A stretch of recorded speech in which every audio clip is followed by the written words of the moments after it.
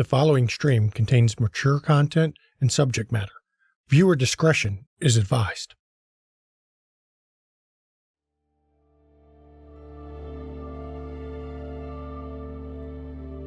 As often happens, it was love that led to our imprisonment.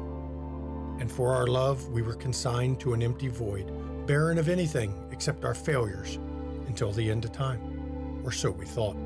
Now our prison is failing, and we are emerging into a world that has forgotten our sacrifice. But we can never forget. And so, with the morning star spotted in the skies above Los Angeles, we have come. Did we endure millennia of damnation for a world that has become so sterile, so heartless? Or will we remember we were once angels? We created this world, and perhaps, we can make it and us whole again.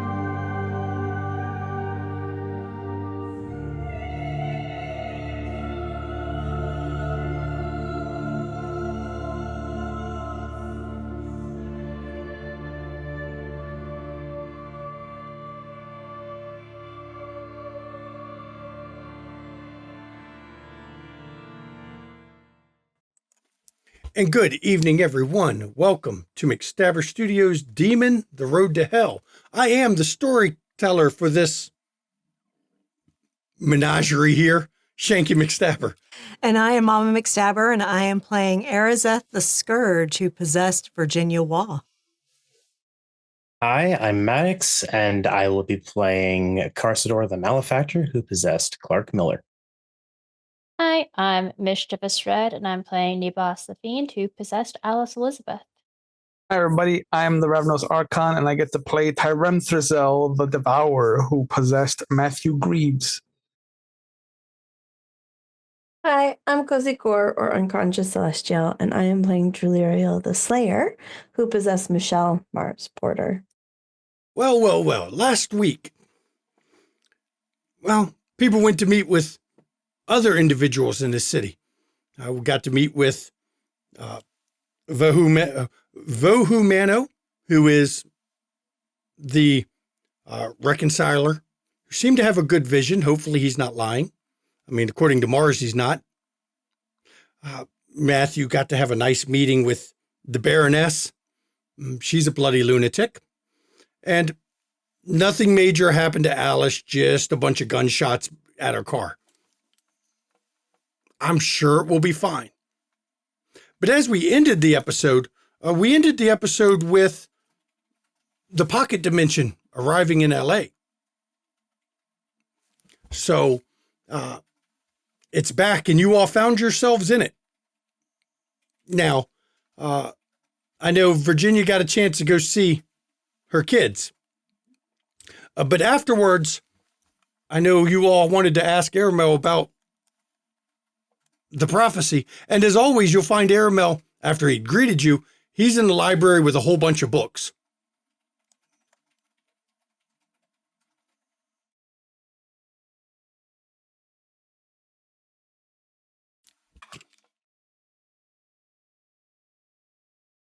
Does it look like anything has changed? Have things expanded? Are they the same as they were in Chicago? It's the same pocket dimension. The same stuff is everywhere. Even the armory, well, it's really just equipment stuck on various statues in the place, is all still the same, including the lightning rod. Now, this is Matthew's first time here. It's Yeah. Alice's too, I'm pretty sure. Mm-hmm. Because she You she weren't wasn't there for that. Yeah. Mhm. You don't know what this is. Arizeth will return to them. And she looks and says, Aramel, should I give them, the newcomers, a tour? You can do that. I'll be right here. I'm just finishing up something I'm trying to figure out here.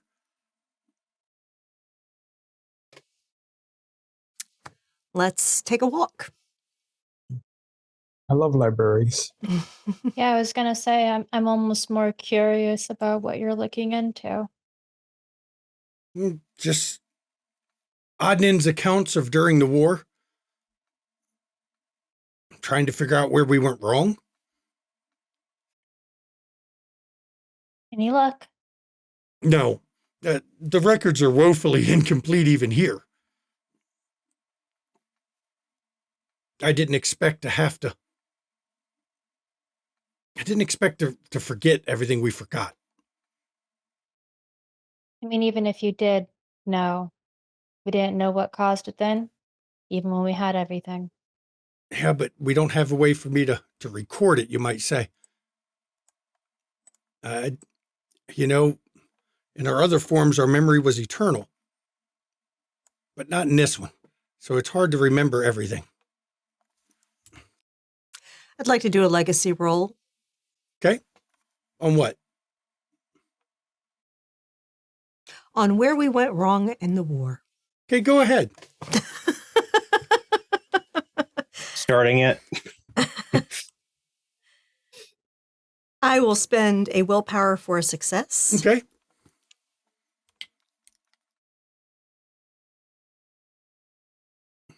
Switch over so I can see what I roll.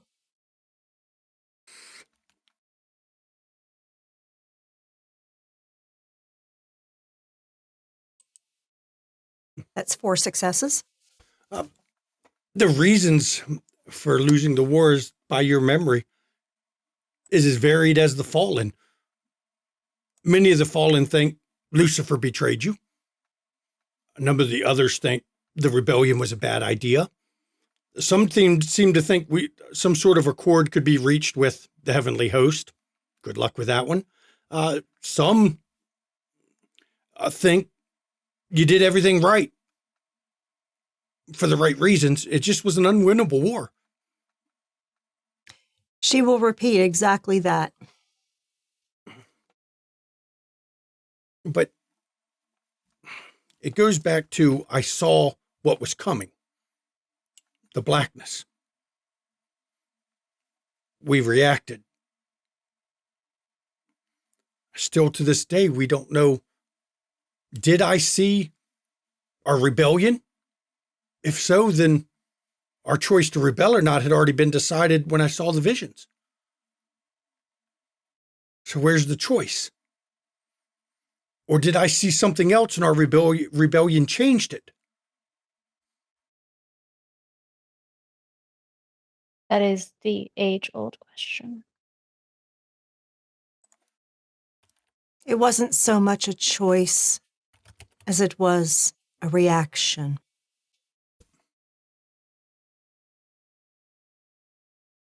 We are, as much as we hate to admit it, reactionary creatures.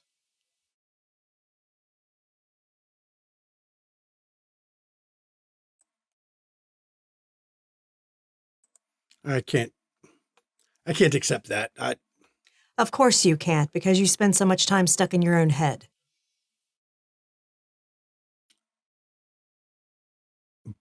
But that's what I am. I know. I chart out the paths of everything. But that also fills you with all that self-doubt. I mean, you should know then that there are infinite paths. Any slight change can change the path in any direction. Right, but what I saw that led to the rebellion, if what I saw was our rebellion. You said you saw blackness. I saw don't know. the precipice the cliff, the tragedy coming. So that's what made us decide to rebel. The threat to the All-Mother and All-Father. Yeah, but it's just that even though that has come to pass, you still don't even know if that was what happened in the vision. Right. So there Did we likely change? isn't predetermined. Right. Did we change the catastrophic event? Or did I see our rebellion and didn't know it? And the reason I have to ask these questions is to better interpret future visions, current visions.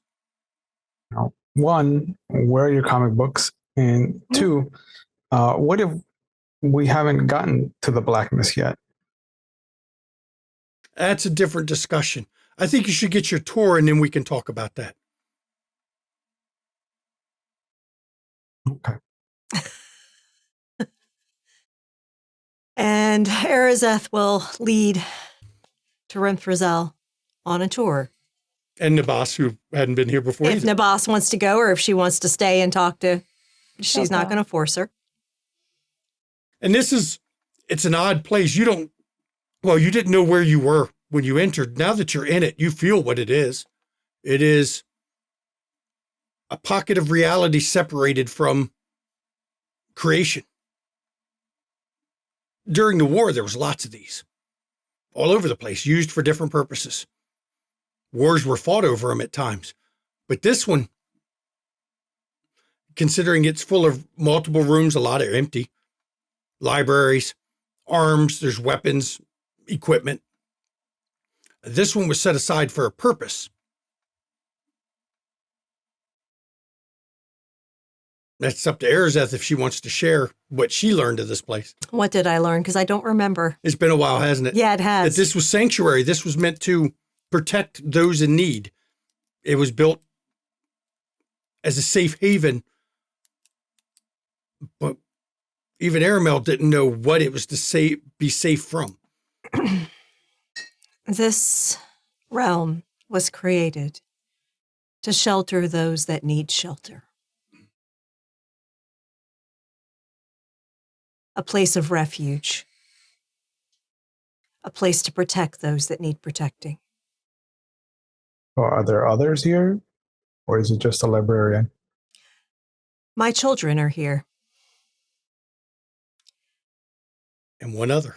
The woman that Lucifer claims he loved and impregnated is here with her child.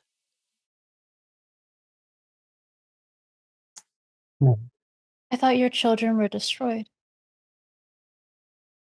That was my children, not of my body.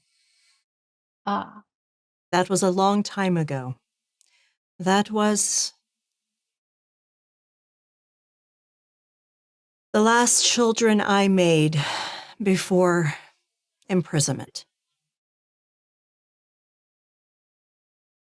And as you're going through getting a tour, a girl comes up to you. She looks to be maybe 3 years old.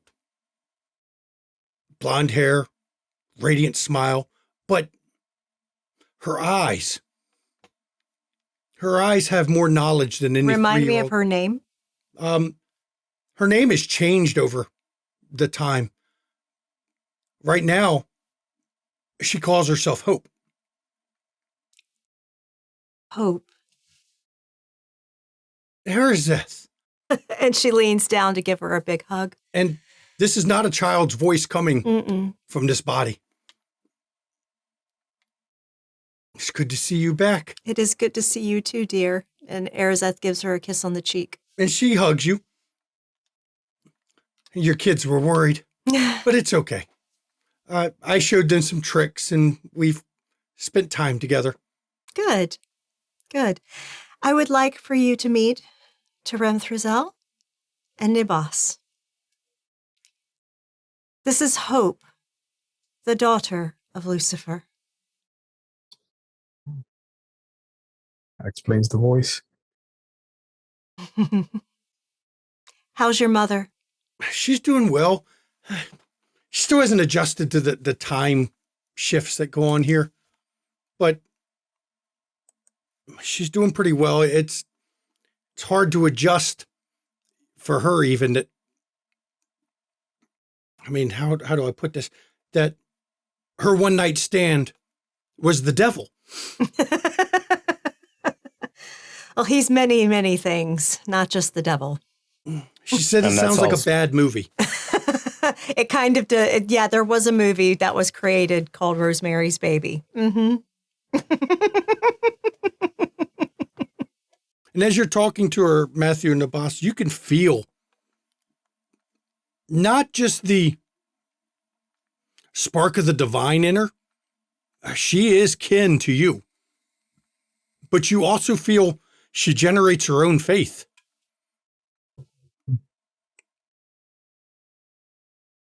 Can I sense congruence around her? You can course. try in this place. You can try. Meh. The closest you've had to something, to feel something like this, you don't even need a legacy for that one, Mm-mm. was in the presence of the Almighty himself. Are we changing the difficulty or just how many successes it 6. takes? Okay. Well, probably doesn't matter. 1. Congruence doesn't seem to work well in this place. Time is not right here. And Arizeth looks at Hope and says, I'm giving these to a tour because they've not been here before. I know I haven't seen them, Mm-hmm. but I figured maybe they came before I got here. No. No. Well, I'll let you finish your tour. Thank you, Hope. I've got stuff I've got to do. I've got responsibilities. Mom insists on me knowing how to do math. I already know the answers, but she wants me to actually show I can do it, even though I already know the answer. That's fine, but show how you get the answer. I see it. Yeah, but show it. I see the patterns and it makes sense and I know the answer. Showing your work is 18 years of your life, kid. Yep. Man, Get it's used not to like it. she's going to real school. Why does she need it? I understand where you're coming from. Oh, well. And she turns And she says, Hope, I'll check in on your mother before I leave. I'm sure she'll appreciate it. And Hope actually skips away. Even though she's got the voice and the mind of an adult, she's still got a bit of kid in her. Mm-hmm. That's not at all disconcerting. Several of us were there for her birth. I think we're attached. You're joining us for the tour. I had nothing else to do at the moment. Is Julie Ariel also with us? Or is she? I honestly thought we'd all gone. Okay. I mean, we can And all the go. two of It's us were fine. just being quiet. Drew probably stayed in the library. Okay. And just watched Aramel bent over his books, muttering to himself a lot. But yeah, and as she's touring around, you see there's actually a lot of quarters type rooms for people to stay in. And she pokes her head into one, and you actually see 2 preteens, a boy and a girl. And there's says, Elliot, Mary, I'd like for you to meet some new friends of mine. And they put down what they were doing. They were drawing, but not on paper. They had some sort of odd thing in their hand that was drawing stuff in the air. This is Mr. Matthew Greaves and Miss Alice Elizabeth. And this is Elliot and Mary, my children. Are you like that guy, the Amy? In what ways? You know, an angel. Who asked that? You know who asked that. Mary. Mm-hmm. that's what you want to call us, sure. I see it. You glow like my mommy does. Yeah. Like, Then why did you ask us if we were like Amy rather than your mommy? well, I'm not supposed to talk about that. Ah, Mama said that's a secret. that worked out well. That works out so well, doesn't it? How is the boy handling this information? He cuts eyes at his sister. He still doesn't believe she sees anything. Mm-hmm. I don't know if I'm Angel or whatever, but I am definitely your mom. Oh, I know that, but sometimes what I see behind you is an angel, and sometimes it's not. You know how that works. Nellie goes, God, not this again. Elliot, don't give your sister a hard time. I mean, there's not much else to do here. I either draw stuff in the air, go play with swords. Well, soon I'll be pester enrolling you guys in school. It'll be fine. I'd rather pester her. No, you need something to do with your time. Are you telling me you haven't explored this place? Oh, I have. That's why I said I imagine get to play with swords here. Feels like it would take ages. No. Time doesn't flow normal here. Or at least it didn't until just a couple weeks ago. Is this him talking? Mm-hmm. Yeah. Okay. So time doesn't flow correctly here, and you're hung up about her seeing angels. You gotta pick and choose your battles correctly, my man. You are on the wrong side of this war. I've seen proof time doesn't flow right here. Mom's taught me you got to look at facts. Yes, you do. Yes, you do. And she just looks at everybody. No. And Amy told me it's important to study the workings of how everything works because that's how you learn. Mm-hmm. He explained it to me. He had clocks and watches and all kinds of things to explain how things are different here. He said it's not working right now, but it will soon. It'll come and work again. Mm-hmm. Yes, he paused it so that you guys wouldn't change too much.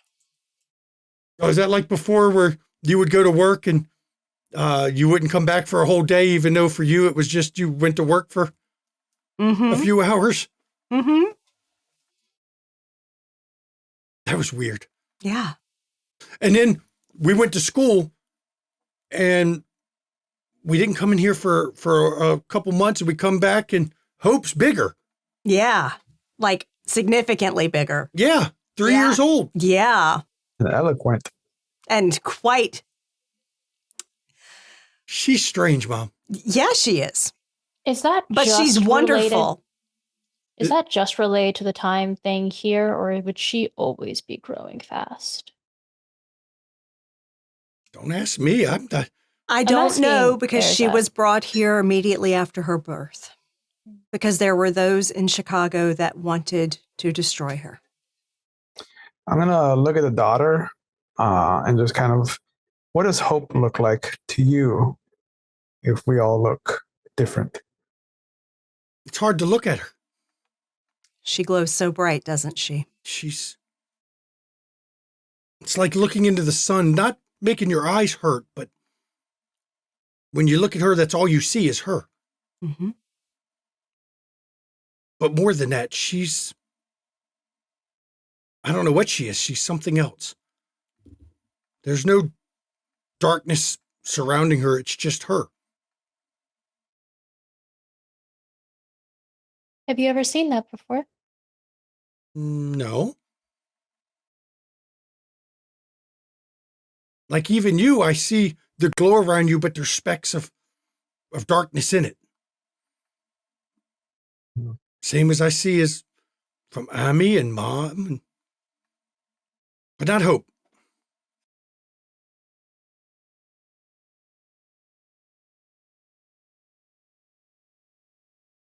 I wonder if she would see dark specks with Lucifer.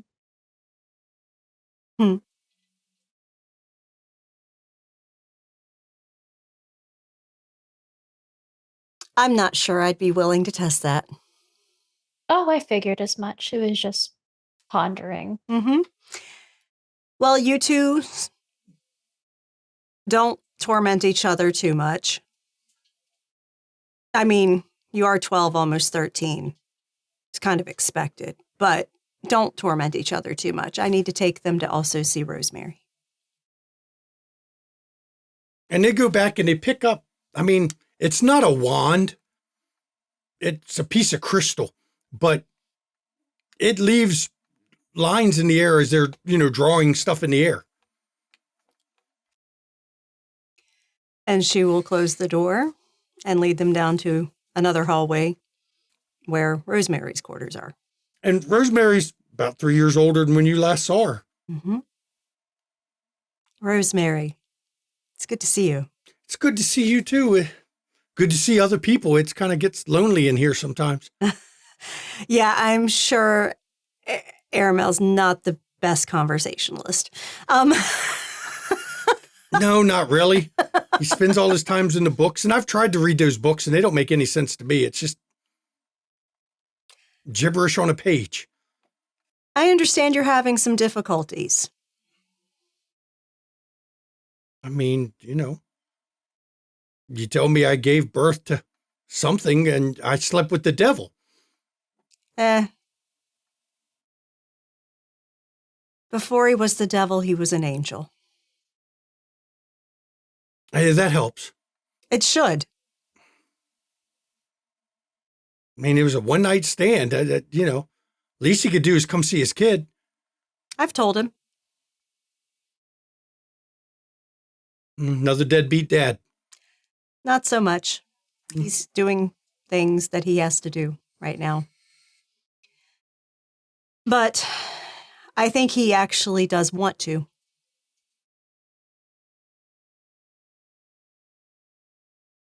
He's just worried that if he did, it would bring danger to you and Hope. It's easy to say that, but I know Hope won't mention it, but she wants to see her daddy too. I know. She doesn't talk about it, but she's got to. She hears so much about him. She can read those damn books that I see, and it's just garbage letters. Mm-hmm. Mm-hmm. She is amazing. She's something. She's a joy. And I have to say, I stumbled to hurt my foot, and she came over, just touched it, and it was fixed. She's the sweetest kid. But it's frightening sometimes when your 3-year-old Can heal you. can heal me, sometimes knows what I'm thinking, Mm-hmm. doesn't talk like a 3-year-old. Mm-mm.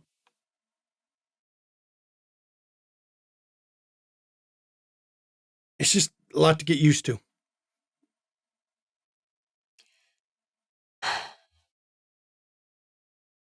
From one mother to another. You'll never get used to it. Even if, in your case, your child seems to be accelerating beyond what you would consider normal. All children grow in the blink of an eye. I told her I worry for her, And you always will. and she just looks at me with a look in her eyes and then says, I shouldn't worry. Her path is set. But you still will worry. That's your heart walking around outside of your body. You're going to worry. Yeah, but okay, if you can do me a favor, though, can you bring me a damn cheeseburger next time you come? Abso-fucking-lutely. Can't get a cheeseburger in this place, and I've been dying for one for 2 years now. Absolutely. I don't know about cheeseburgers, but I might be able to get you some hot dogs. Oh, that would be good, too. We will arrange it. Absolutely.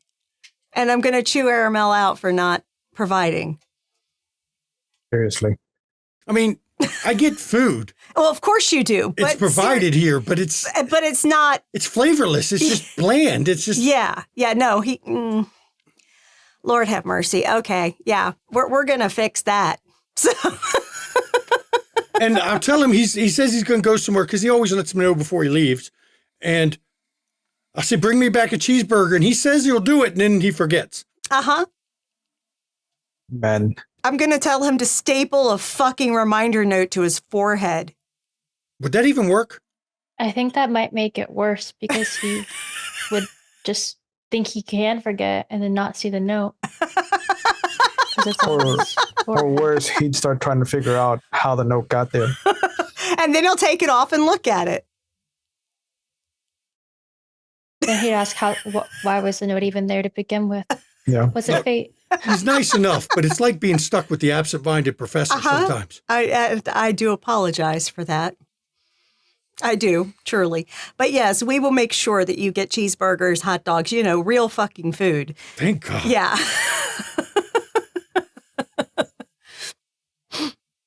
And I'd kill for a pop. I don't care what kind of pop. Just bring me a pop. I will bring you cases of pop. It's Okay. fine. Pallets. Pallets. We can do pallets. Oh, there's rooms you can put it in. There's a bunch of Absolutely. empty rooms. Mm-hmm. I'm just glad I don't have to clean this place. I think it's self-cleaning. Yeah, so I don't think it likes getting dirty, so it doesn't. I would trade the self-cleaning for cheeseburgers. I also want to do a little test. I want to get some of the ketchup and put it on the wall. I see Because what I haven't happens. seen any dust or anything. Yeah. And look, there's kids running around. You expect some grubby fingerprints? Not even that. Mm-mm. My kids are drawing with crystals. They can't even get messy while they're doing art. Oh, they have. Oh, have they? They've drawn on themselves with the crystals. Seems like that would be a pain to get off of skin. I mean, you just got to touch it with the crystal to make it go away. But I imagine it fades over time too. No? Ah. Interesting tool then.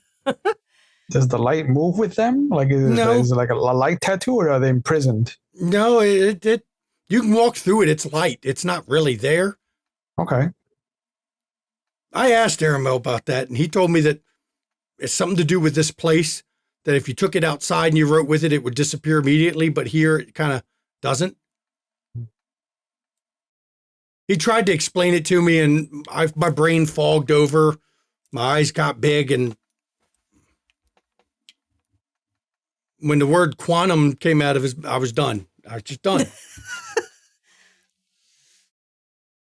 Well, you are human. It makes sense that certain concepts would purposefully skip past you. Yeah, they do. Alice is gonna just be see ya and leave the conversation to go back and find Arizeth's kids because she wants to try something with the crystals. Okay, what are you going to try? I want to use bin light. To alter what it makes? Yeah, just to see if it'll work. Okay. It's not what it's typically used for, but I mean, you're bending light. Yep. You're going to manipulate the properties of light. Okay, so that's going to be stamina science, difficulty 6. Science. Normally you use it to wrap light waves around your body. Camouflage yourself. Yep. Yeah. I didn't even know science was a skill until right now. Let's see. It was just one. One, it moves when you try to bend it. You can shift the patterns, but the moment you stop trying to move them, they start slowly moving back to the way they were put where they were before. She's going to take a crystal. Okay. Or ask them where they found it and then go take Oh, one from they'll wherever hand they you are. that one. They know where a bunch of them are. Okay, cool. Thank you. Okay. So you all have a talk with Rosemary. Mm-hmm. Rosemary's Baby, huh? Yeah. Before everyone the heads notes. back to talk to Aramel. Yep.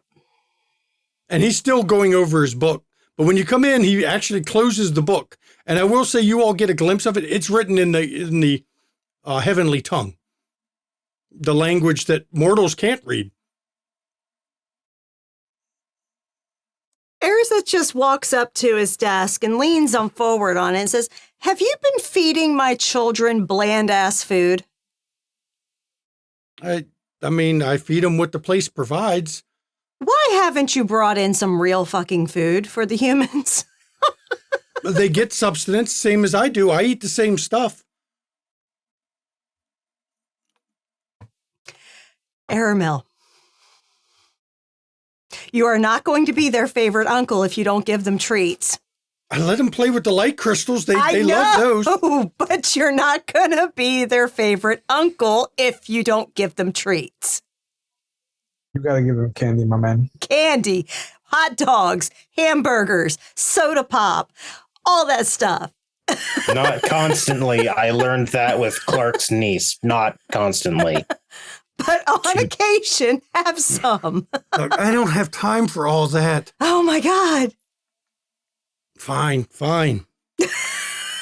Let me guess. Sally was complaining I forgot her damn cheeseburger again. Yeah. Or Rosemary. Rosemary. Yeah, Have Rosemary. you had a cheeseburger? If you get a good one, it's really damn good. You know what? Look, tomorrow I go to closing on a house, and it's got an amazing freaking grill. We will do burgers and hot dogs, and you're coming.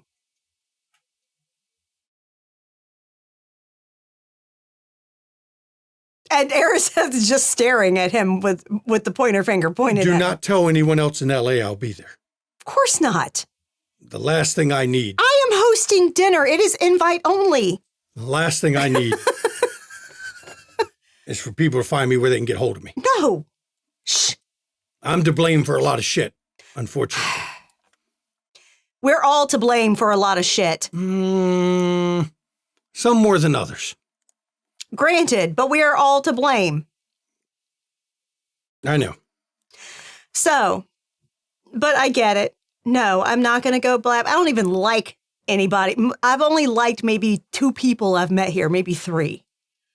Okay. That makes sense. Does that include us? I didn't meet you here. Oh. There's a lot of unlikable people in Los Angeles. That. And and the literally suspect behavior abounds. So there are kind. Yeah. And a lot of them are stuck doing the same shit all over again. Mm-hmm. Yeah. So, yeah. But no, I'm not going to advertise that Aramel is coming to my new house that I'm closing on tomorrow. Thank you.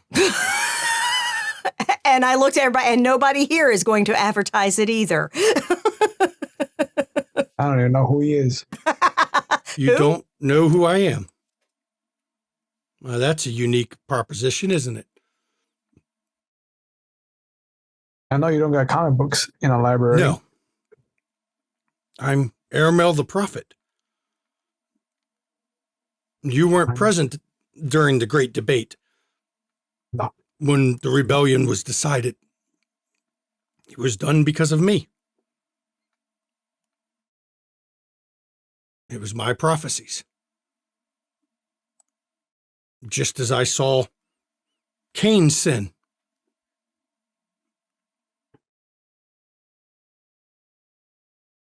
Not, as in I saw exactly what he'd do, but I saw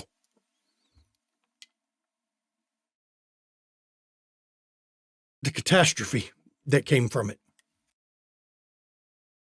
Talking about vampires? No, not just that. Murdering his brother. The evil he unleashed among us, he changed. His actions changed reality. Our war became deadly after that. We truly became the fallen. But the heavenly host did too. That's not on you. That's a lot of weight to take on. Like humans Well, were created. I get blamed for it. Does that not make it mine? Blame doesn't necessarily mean truth. Which No. goes back to why I'm studying to try to figure out where I went wrong. I wonder if our kind have some unnatural predisposition to blame themselves for everything. There's an awful lot who do. We created everything. We were meant to make everything what it is. But it can't always be. Everybody can't be. I'm trying to think of the best way to phrase this. Hold on. Player's brain is breaking. Everything can't be everyone's fault. By definition. But you're a fiend. Like I am, right? Yes? We created the patterns. We saw the patterns. We knew the patterns. Why didn't we see this? Even if in your mind, all of that is our fault. In Lucy's mind, everything is his fault. Only one can be true. No, both could be or true none of them are simultaneously. true. How can everything be both of your faults by definition? Either you had a part, yes, which all of us did. But then that would go back to no choice. But the past is the past, and we don't live there anymore. No, you have questions about the future. The prophecy. It's a long prophecy. I'm not going to recite the whole thing. Dear God. Yeah. Thank you. You can find it here in the library. I will tell you, the final prophecy, the days of fire, it was not meant for us. It was a prophecy meant for the children of the All-Mother and All-Father. But I can summarize. All the signs lead to the ending.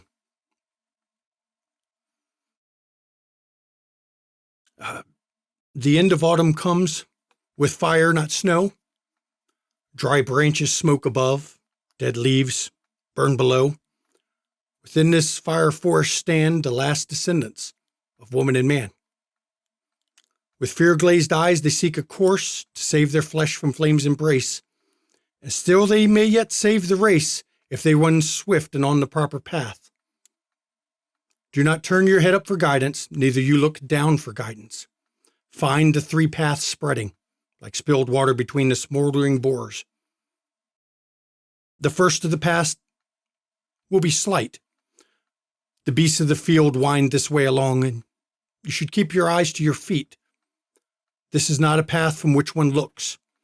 For those who keep their eye downcast and humbly step upon the path, they may yet emerge the same. But in truth, the peace you'll gain is that of sleep. Another path through the forest lies, broad and even, paved smooth and fine. Surely at its end some waiting refuge stands. This is the road to disaster. Each who huddled in dark and wondering what terrors lurked beyond the ledge of starlight, well, now they'll know. Now the fire shows all. This is the road of human descent, and at its end you'll find a city graveyard for mankind. Are these the only options? To the right, the path of ignorance. To the left, a highway of destruction. Or is there this third path? Even to this day, I don't know if I see a true third path, or whether it's just my own baseless hope. But forsake the easy paths of neglect on one side, despair on the other. Turn aside and cut a path your own. Only humankind can give anew. When the final fallen angel is cast screaming back into the pit, or is consumed, or even finds some other rank of being, the fifth and final barrier is simply this: yourselves. The ultimate answer may be to burn, and as you are consumed, become light. What if the one giver gave this gift, that she might become less, that you might become more? Can you give as she did? Can you surrender to her what she gave to you? Do this and you'll walk the third path. This third path is wisdom.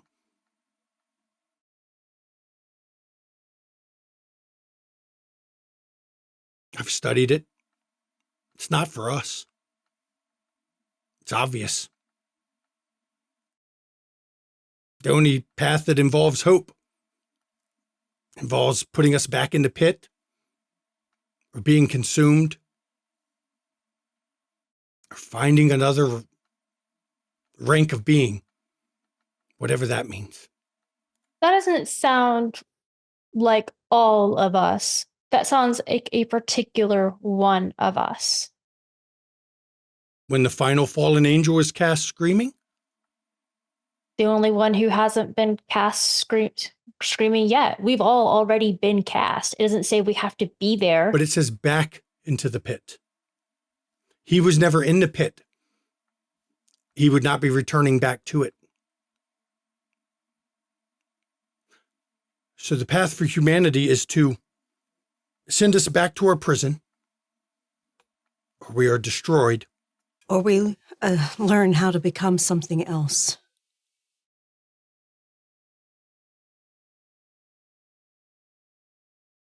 Aren't we already something else? Are we really? Didn't you all just say we're repeating the same mistakes? Yeah. So many have come back not prepared to become more.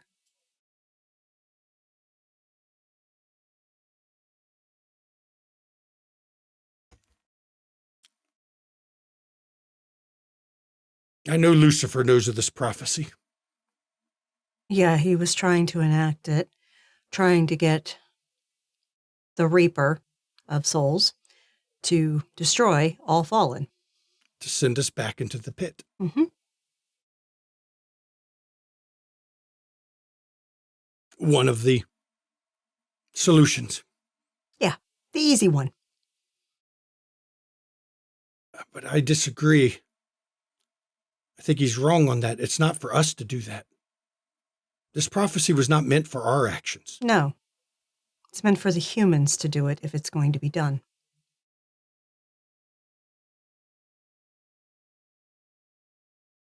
I think you'll have a hard time convincing any of our kind on that one, don't you? I don't need to. They'll learn the hard way. Cast back to the pit or consumed. It doesn't say they all go to the same place now, does it? Nope.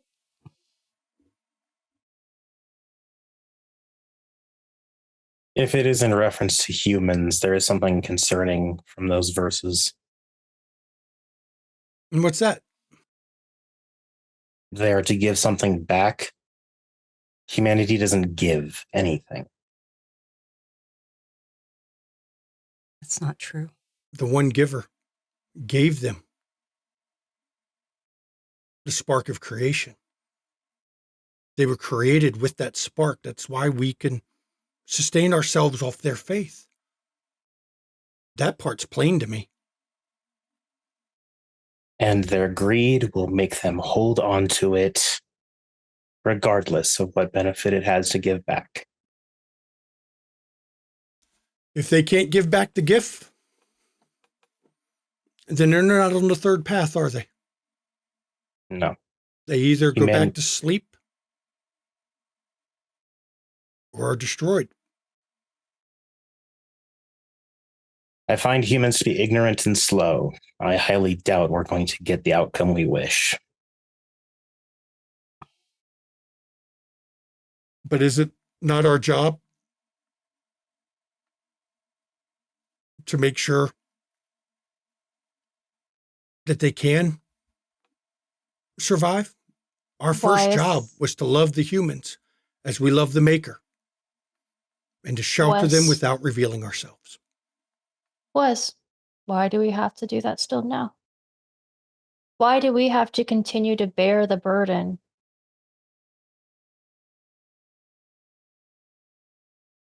Why can't we just live as much as we do anyway? Because ultimately, either we must be destroyed, return to our prison, or find another way, our way. There's a lot more to this prophecy. I paraphrased the important parts. You're free to read it to your content. And as noted as storyteller, I'm going to post up the entire 3 paths to our cast chat for what you read for those 3, because it is quite a bit longer. It's going to be a wall of text on our cast chat. Right? Because there's a lot of bits in it he didn't mention about vampires and the mages and the werewolves.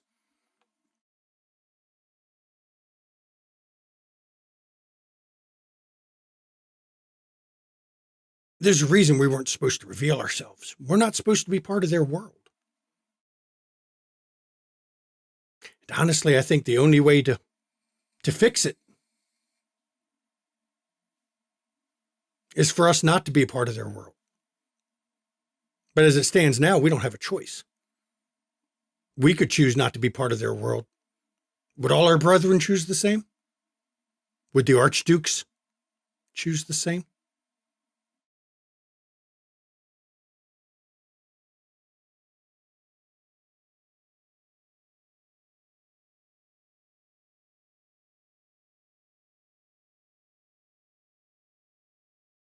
Is it just me, or does it feel like everything keeps leading back to cooperation? That's obnoxious. We cooperated in the beginning, did we not? Did any one of us create all of creation? No. It's just annoying because I don't believe any fallen are in a position to cooperate on anything. You two, or you have, all of you. Even Tyrem Thurzel there. His fate is bound to yours. Thanks. You're welcome. It's not by my choice. I see it. I can read it as plain as I see you there. You are tied to the rest of them. Or you're lost without them. If you all can cooperate, maybe some of our others can too. Some. Whichever one of us made fate, remind me to slap them.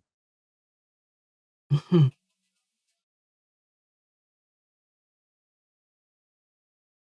actually a good question. Just did anyone make fate? I'll roll a legacy on I that. kind of want to roll a legacy on this. My legacy's not as good as hers, but I am curious now. You don't want I'm to gonna sense try it congruence too. on fate? I can't really sense congruence here. I'm not going to bother with the legacy shit, mainly because Carsador asked the I question, don't know so shit he about wouldn't that. know. Yeah, one success. Where is it? That's awfully higher than my pay grade.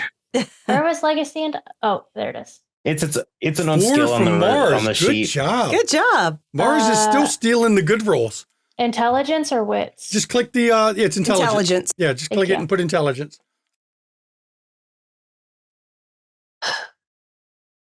I wish it was 0. wits. 4. Mars, you know, even though you were a slayer, when you all created creation itself, everything was mapped out. Everything had a perfect plan. Everything had a space. Everyone had, the fiends mapped out everything. The planet movements, everything. Until the All-Mother and All-Father were created. Only they changed everything around them. Prior to that, every fate, that was just the way the universe was made.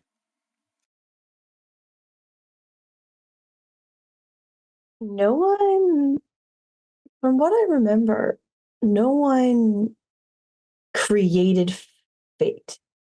Everything just had a place and a time and a thing.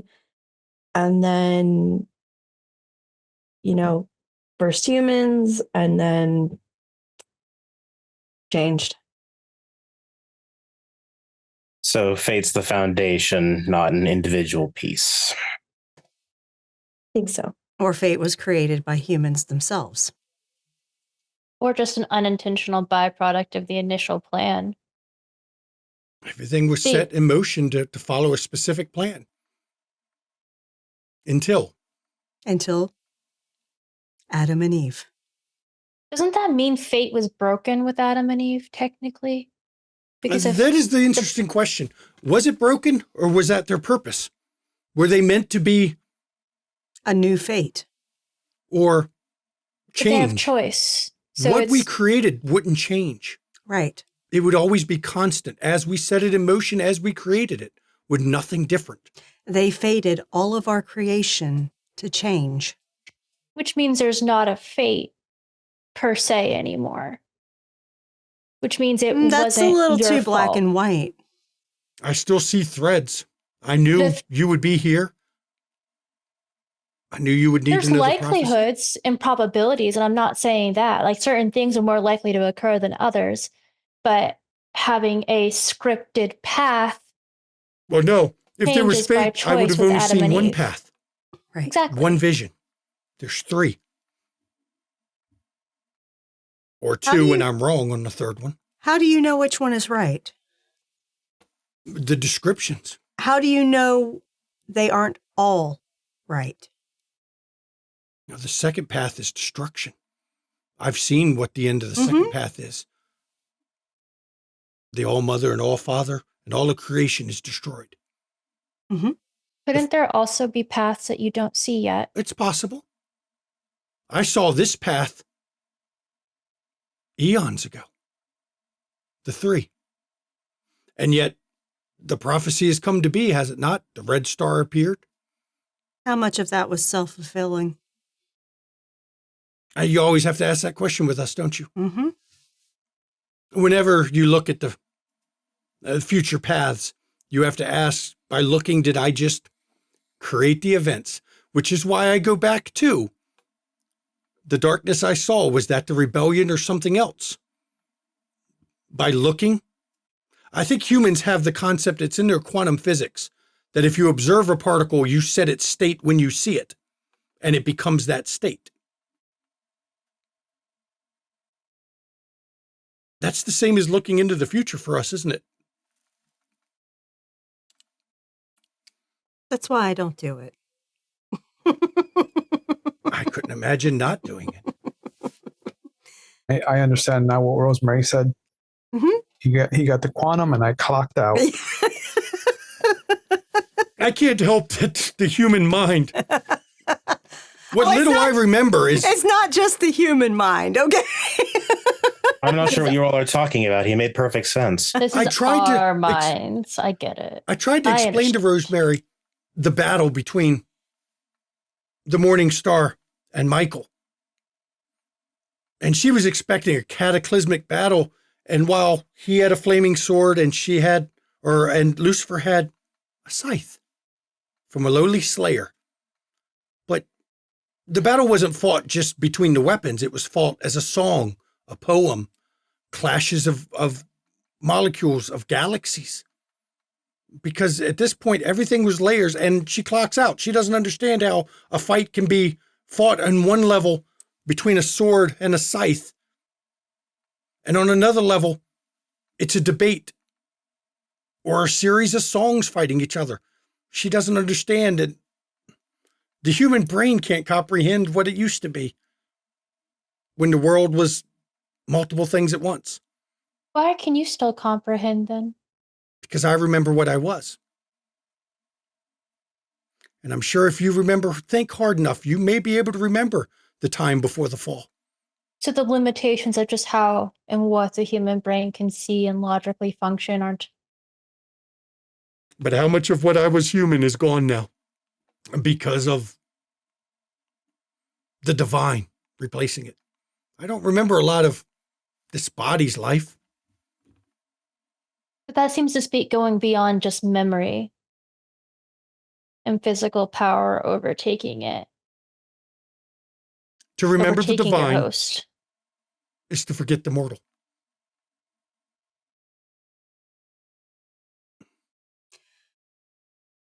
But you have been shaped by it. Oh, yes. As a number of our kind have. As have you all. The mother has tempered compared to what she was. Yeah. The Carsador I remembered. I remember you. You didn't I leave your remember me forges. too. Once the war started, you stayed in your forges. Untrue. I was a scout as much as I was a crafter. I just never fought. Your forges scouted with you. You were never not making something. I miss it. We've But all at the same changed. time, I shouldn't.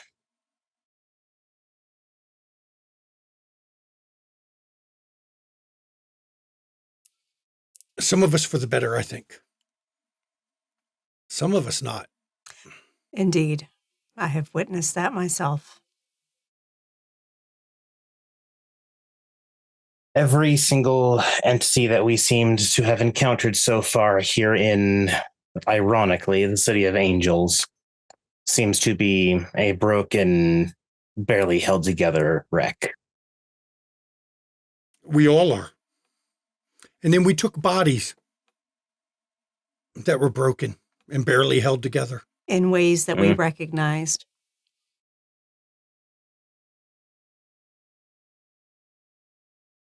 It changed us, but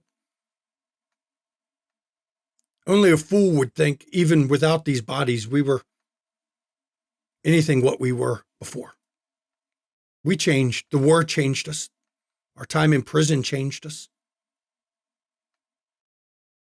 Humans have a saying, prison changes a man. They should try it for eons. I doubt they'd fare any better than we did. Hate and anger trapped to itself only creates more hate and anger.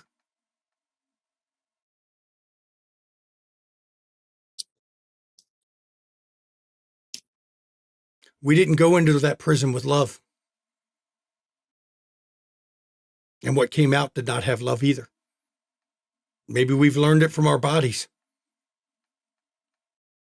But what we took into that prison, that's what consumed us.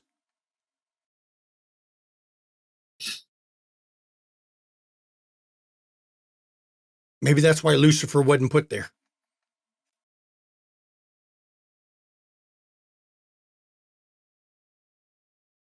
He is consumed by guilt. The Reaper of Souls is consumed with conflicting evidence. It seems that many great entities are all drowning in their own The shit. Reaper is free. Yes. You didn't see that in your little vision? Not directly. The three unfallen escape from their prison.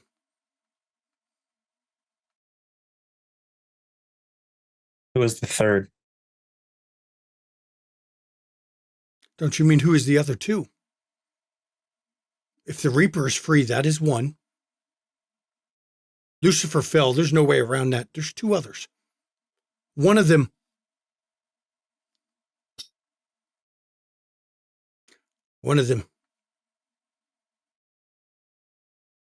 spells the end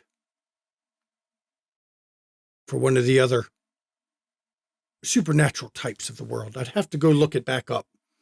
But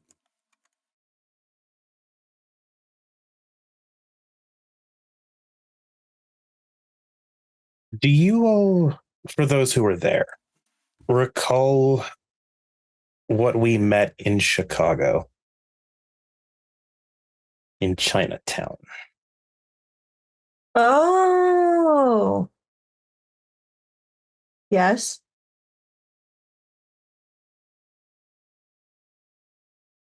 Storyteller, I know Karstar would probably remember, but did the Jade Demon give us any actual title or moniker Nope. to reference it with? Nope. But he was definitely a fallen. And definitely someone with plants. I Mhm. remember that. He was a bit too. devourer. He was a devourer. Yeah, Karstar's just gonna describe the Jade Demon to RML, see if he can confirm that's another one of these. That wouldn't be one of the three. No, You that one said was fallen. Where are you seeing record of the 3? I would like to see I'll all the find description. the full prophecy book. It's not much. It's only a couple lines.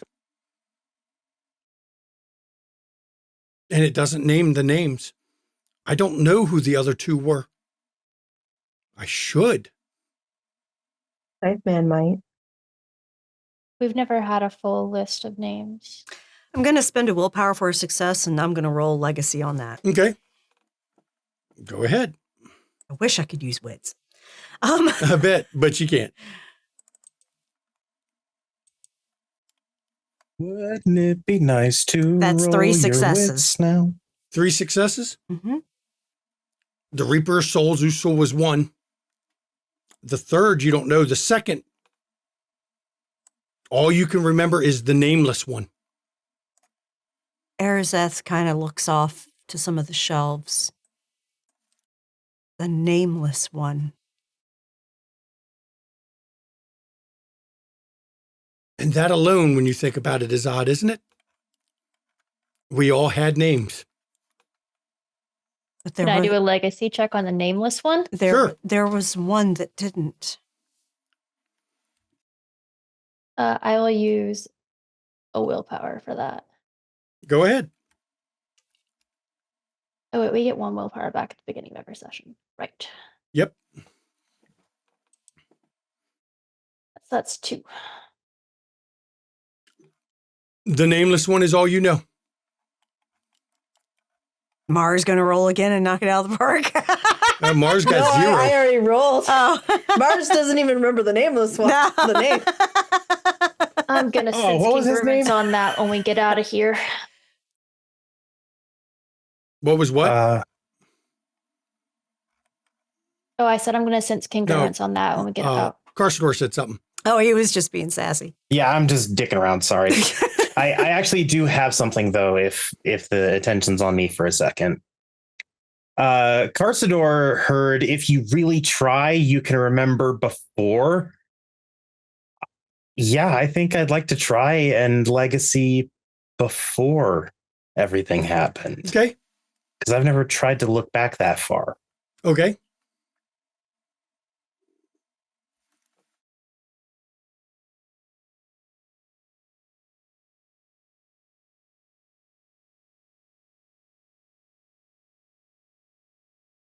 And sorry, everyone's been rolling legacy, and I suddenly can't remember the other part that I roll It's on.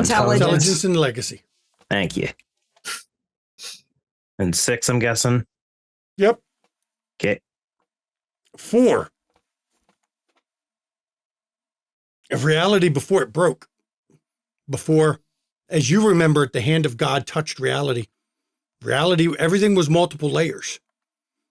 Even the great debate was not just a bunch of angels sitting around talking. It was done in poem, in song, in minds, in the energy released in the cosmos, in the dance of atoms, in the light striking a sun. Everything had multiple layers. It is why one little bit still remains of the multiple levels, which is when you have a connection, when you use your powers of lore, how you can sometimes get a resonance back to when things had multiple levels, and you can do something that makes it easier to change reality. That is pulling back when the ground wasn't just the ground.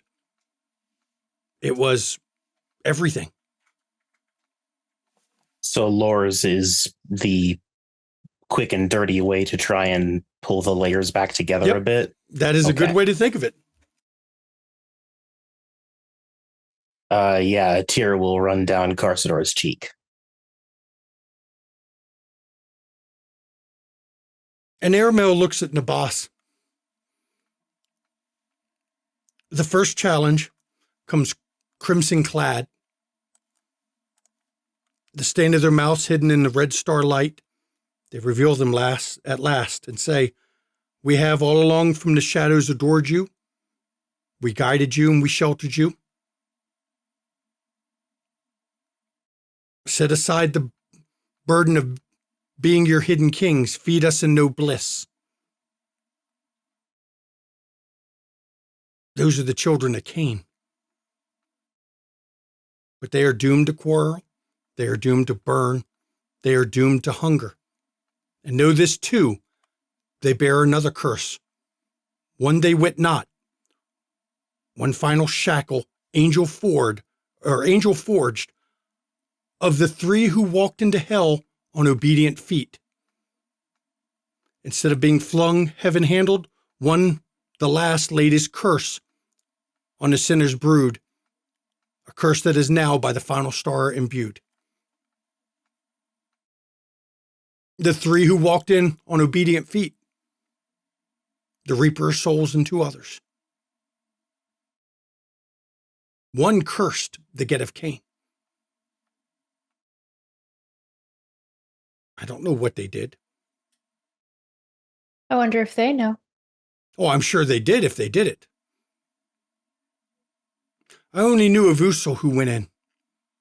I know it was never said, but he did such things that he might as well become one of us. The other two?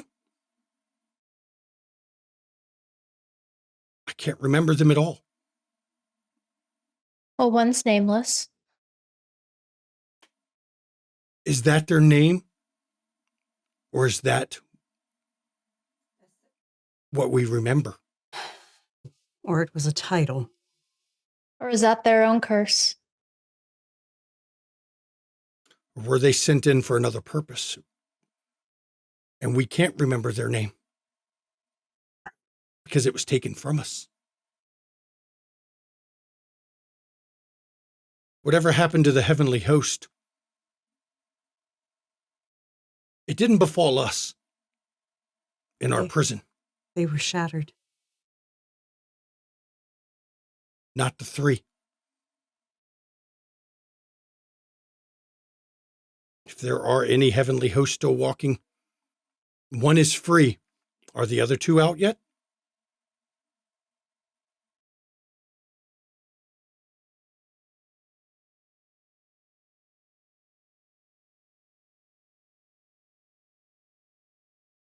That's the only line that I remember of the whole prophecy that deals with those.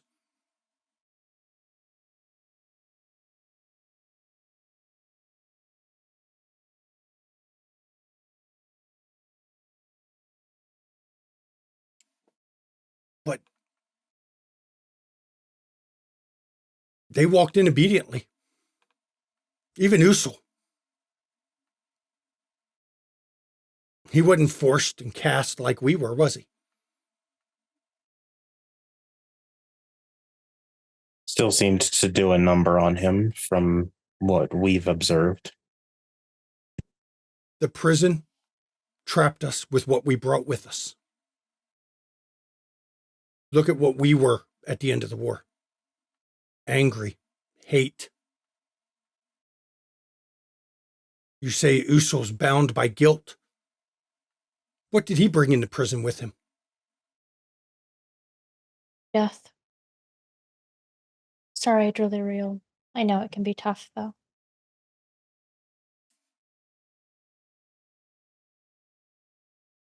What did the other two bring with them? What if they didn't have the guilt or the anger or the hate? What if they went in with a mission?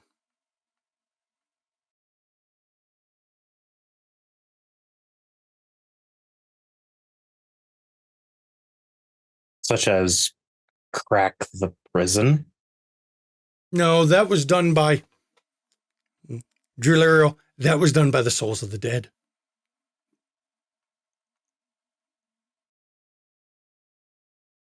But if the prison was meant to be truly eternal, would it have cracked? Why would the dead have wanted it cracked? They didn't. It was a side effect. They didn't know what they did. They played with Too something many. Carsador's house gave them. They harnessed the atom Ah, in a world created by the Slayers.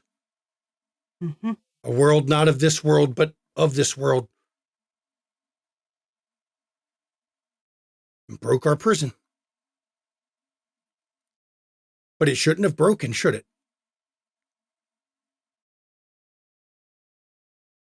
You always go back to, the prophecies and everything, but I go back to fate. Is this what is supposed to have happened? If 3 were sent in who walked obediently, why were they sent in? Usul, he might as well have fallen. He was more monster than angel. But the other 2, would we notice 2 of the heavenly host walking the world? Or perhaps they were chosen to be spared.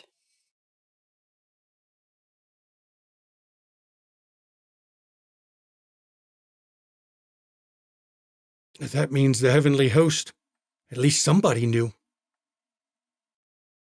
But remember what God told us, the Creator, when we asked about the future?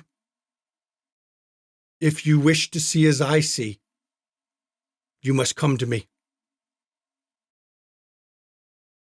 And anyone who took him up on that offer, we never saw again, did we? Usul remembers that. He would. Hanil. Yeah. Was the first to go and ask the Creator. And I remember searching for Hanil. She was nowhere in the cosmos, gone, removed from the tapestry of fate altogether. But she saw. What could be so important not to allow it to come back?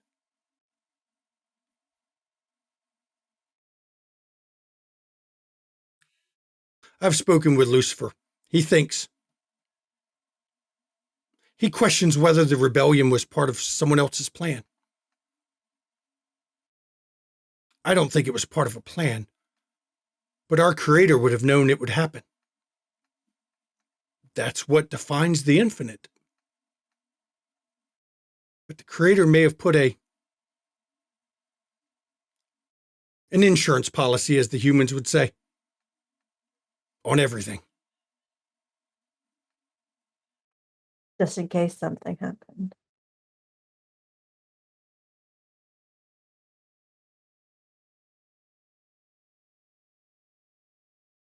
Something to think about. Lots of things to think about. yeah, Carzador's glance is going to go between Aramel and Nibas. Just, we're cryptics. That's all we seem to do. Oh well. I've got other things I've got to do. I will speak with you at another time. And he gets up and leaves, and right here, everybody, we need to go to break because we're kind of overdue for a break. So we will see everybody in 10 minutes. Enjoy the break after this philosophical scene. And welcome back, everybody. Before the break, man, there were some deep discussions about fate, not fate, choice, not choice, prophecies. And as Arizeth puts it, fuck them. Don't just ignore them, because whenever you try to fuck with prophecies, you end up making shit come true you didn't want to. Every time demons try to fuck with that shit, it goes to hell. Literally in some cases. But they also learned there may be 2 of the heavenly hosts, because we'll be fair, Usul really, he may not have thought he fell. He fucking fell. He fucking fell. Plummeted. Yeah. Yeah. Yep. On a wave of bodies, of mortal bodies, because that's what he was doing, killing people. So, Aramel leaves, and you all Or just left in the library by yourselves? Oh, is there a way out? Yeah. Like, okay. Yeah. Because he just left. Yeah, no, Like, there's a way out. Okay. Yeah. We're not prisoners here. Okay. Technically, there's two. You could also die, but I'm not sure if you have a backup ready in time. I think I God. do. What? Let's put that down the list. It is an option to get out of here. Yeah, let's just put it down at the bottom of the list. Okay. Well, So long as we all know it's an option. Are you getting tired of Clark? Is that you projecting? I've been tired of Clark since I hopped into him. I just can't how's escape. Clark's niece? Fair. She's attending school now. She seems to be doing well.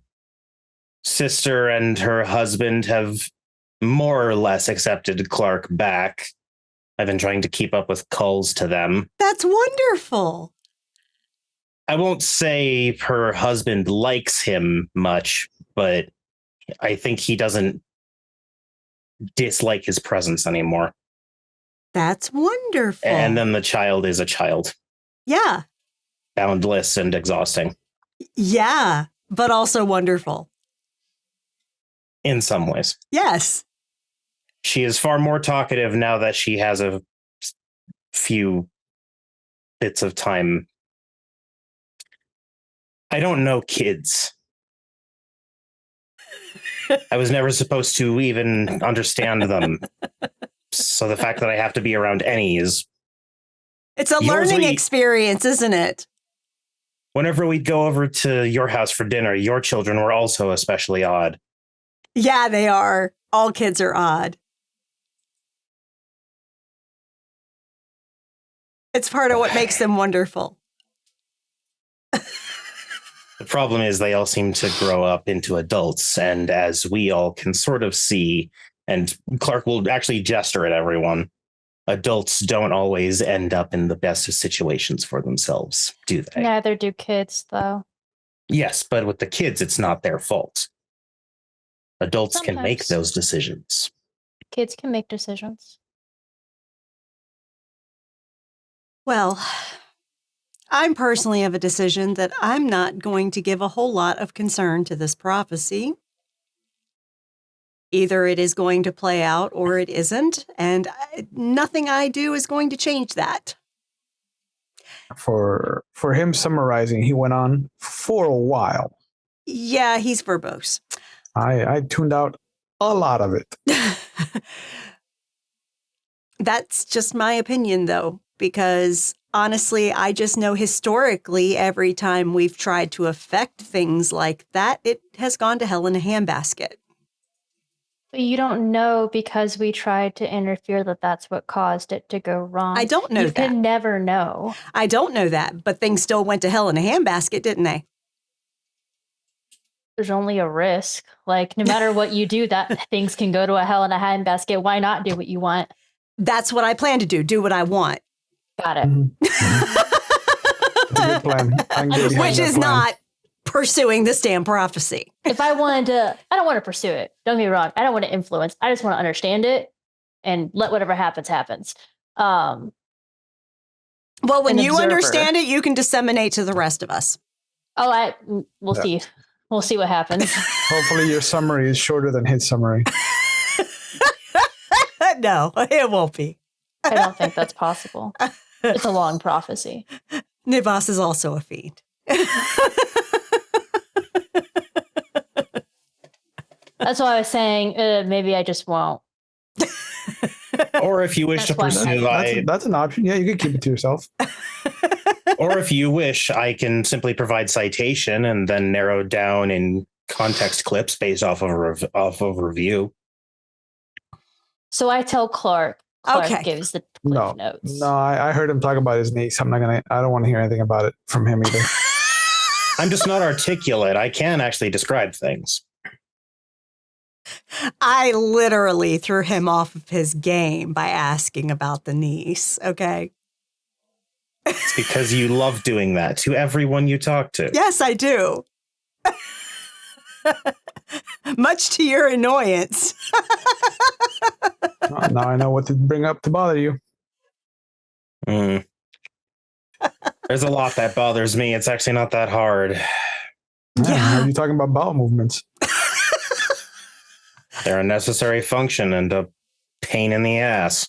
Sometimes literally. There's cream for that.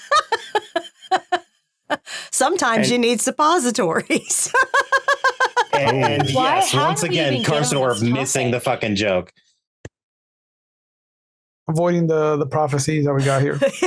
So we'd rather talk about shit. It's somehow less disgusting than what we're dealing with currently. Put it on the list. If slightly immature, but granted, we're older than the bodies we are in. So, All right. Well, I have to run. I have no idea how much time it's passed. Hopefully, he still has things paused here. But yeah. Good luck. Thanks. I should have it in the bag. They had a relative that was like really ill. I took care of it. They cut me a really good deal in this house. Nice. if they give you any trouble, just mention any recent scandal. Realty companies often have more than I ever need to come up with. Thanks, y'all. And Arazeth will exit. And as you all go, to leave this place, Hope comes up to you, Carsador. As you're leaving, she looks at you and just eyes you up and down. I'm glad I got to meet Clark. Really? Yeah. It's your first, so I was under the impression that I was somewhat different, as it was more the door was left open and no one was home. That's genuinely what it felt like. I stepped into this as if it was nothing. This shapes you for all the use.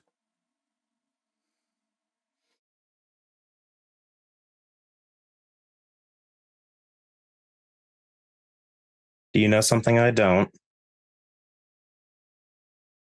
Not that I can say. Can you see all of the patterns?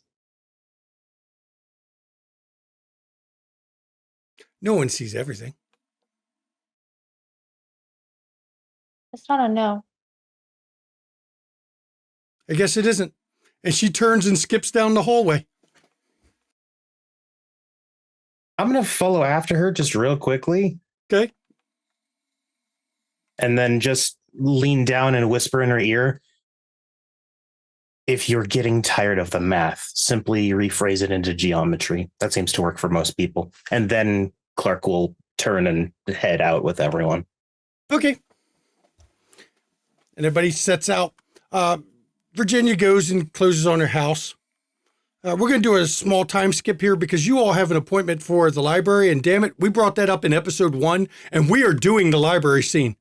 Okay? It's time. Fine, I guess. Yeah, I know.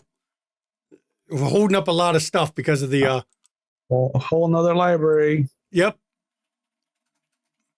So it's a few days later, finally hitting Nabas and her favorite little, checking the congruence.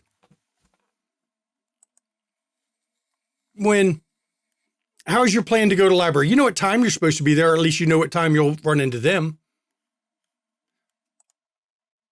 Now, Nabas, you know who you're looking for. The little Hispanic. I say we go there just a little bit early. Scope the place out a little bit. Yeah, Alice probably spends most of her day there. Just Okay. because it's a library. Books. Fiend. Cryptic. Let me pull it up to make sure I have my thing. Let's see, is this the one? Yep. It's the Richard J. Riordan Central Library. Most people just call it the Los Angeles Central Library. It's 2 big old buildings. But you know which one he's going to be in, so. Look, the library's not that busy. This is the world of darkness. There's not nearly as many people, even in a library this size. Now, Namash, you know which computer he's going to be going to use? Look, most people don't have internet at home these days. Internet's still at its infancy, actually. Mm-hmm. Unless you want to use AOL, you go to the library. Pretty much. And pay through the nose. So as Slow you all- ass speeds. As you all are waiting, you see, Nabash, you see the kid come in. And kid is a pretty good descriptor. He's young, Hispanic, maybe 16, 17 years old. He's got there's a vagueness in his eyes, but at the same time, a bit of manicness to him too. And he comes in, immediately goes over to one of the computers and sits down and starts typing. Did you all position yourselves to watch the computer? Yes. Storyteller, is his tweaking like a drug tweaking? Like, is he in withdrawal right now? Is he fiending? Or is As he a police officer? or a revelation tweaking? As a police officer, it's not a drug induced. It's Okay. maybe a nervous tick. Okay. Arizeth, I think you. I want to sense. Can I sense his faith? What do I do for that? Perception awareness. Do we know if he's human or not, even? No, but perception awareness might tell you. Okay, I was checking because I have a specialty. Yeah, I have a specialty too. Sharp. Okay, go ahead, roll it. Mine is intuitive. Okay, difficulty is 6. Wow. How is that even fucking possible? That's You gross. got 1 and the 1. You got a 10 and a 1, and it canceled out. That is Mars got 3. ridiculous. That's like one of my best fucking pulls. Matthew fucking is, got 4. So Mars and Matthew there. He's one of you.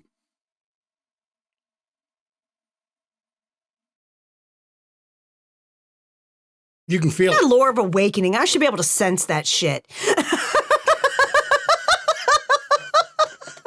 Oh, But You've you now all see what awakened he's to how pulling up little on you the know. computer?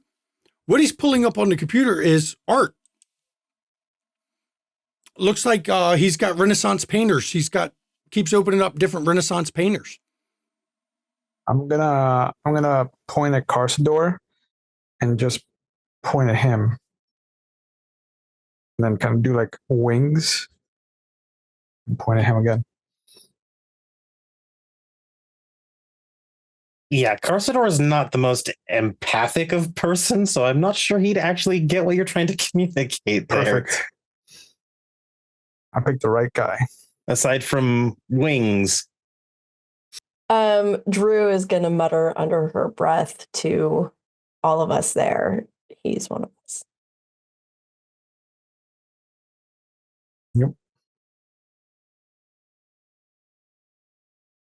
Do we talk with him? That is why we came. But do we just approach? Do we corner? I think we just approach. Alice is going to walk up and sit by him. And he doesn't even seem to notice you at first. But when he does, he kind of jumps a bit and looks over.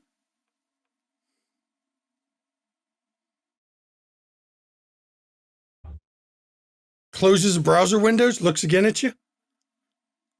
Who are you? Alice, who are you? I don't know. They call me One Eye. Why?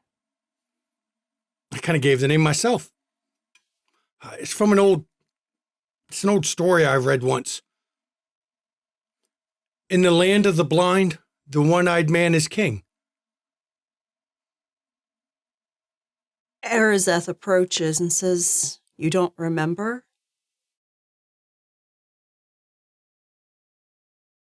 No? What if I could help with that? What do you mean? I'm gonna do Find the Faithful on him. Okay. I rolled a legacy too, just in case. If it was a title. Find the Faithful is under Lore of Awakening. Says, I roll perception and awareness. The difficulty depends on how much information your character has concerning the subject. If I have the subject's mundane name, the difficulty is 8. That would let you, I'm reading through it. Yeah. That would let you home in on him. But I don't think that would help you. But I will let you roll intelligence medicine to use, I mean, it's not a straight use of heal, but to use your abilities. Because heal is stamina medicine. Right, but this is intelligence medicine. You're examining him with your fallen abilities as a healer. So do I add anything to it since I'm using my ability? Because intelligence is not my biggest one. What would you rather roll instead? Perception? Go ahead. It could be a difficulty decrease too. We'll go perception and medicine on him. You gonna use a willpower for one automatic success? Sure. Okay, I have 2 specialties. Let me know which may apply. Okay. Intuitive or pathology? Intuitive. Okay.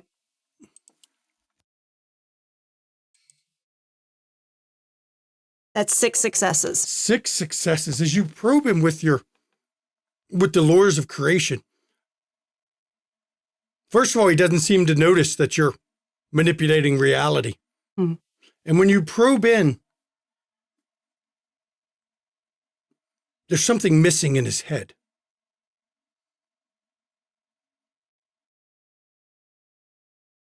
Your guess?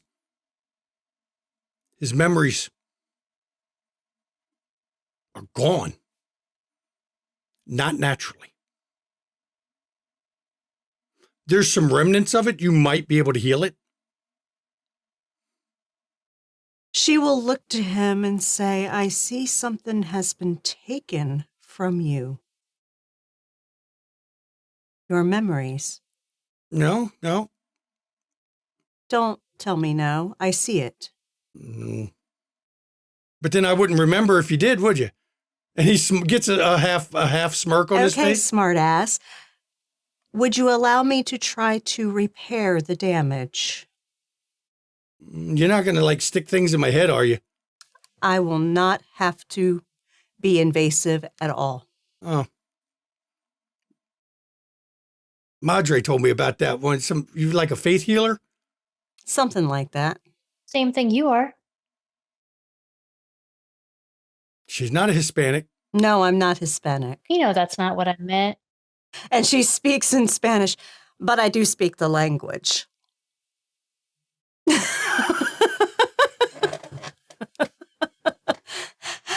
And she will basically touch the side of his head where his memories are stored in his brain and use heal. Okay.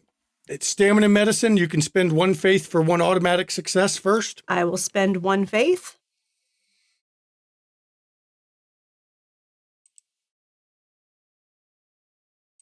Let's see what she gets. And I will use my specialty of pathology. Sure. And difficulty is 6. okay. That is 4 successes. 4 successes. As you're delving into it, you realize his memories were taken by somebody using divine power. Mm-hmm. But you repair something. You don't know what you repair. And suddenly his eyes look at you. What did you do? I fixed what I could.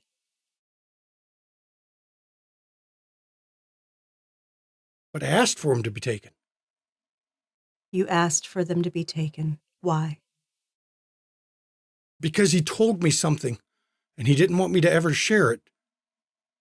You don't have to share. So I had him take them, and he hid them somewhere.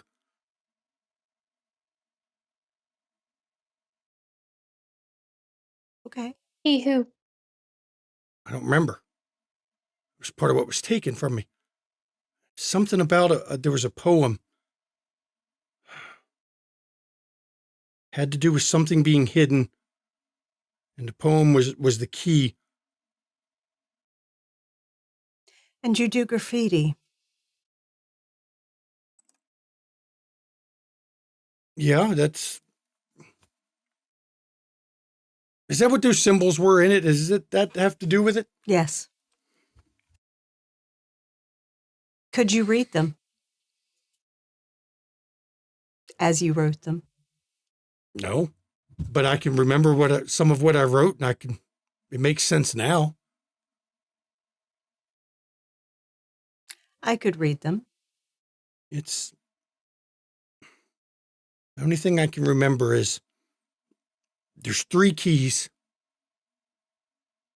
One of the keys is a poem. And it was taught to me. And then I had it taken from me and it was hidden. Just in case something happens to me.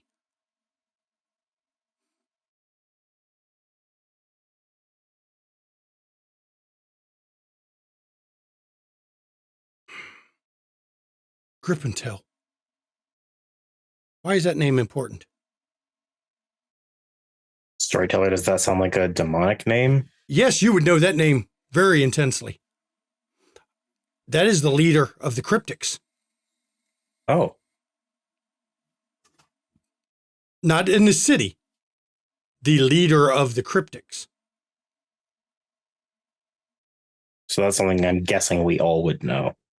Because I'm sure that's pretty... I don't think Erzeth would know, and the Faustians wouldn't. Oh, sorry. You and the boss would know.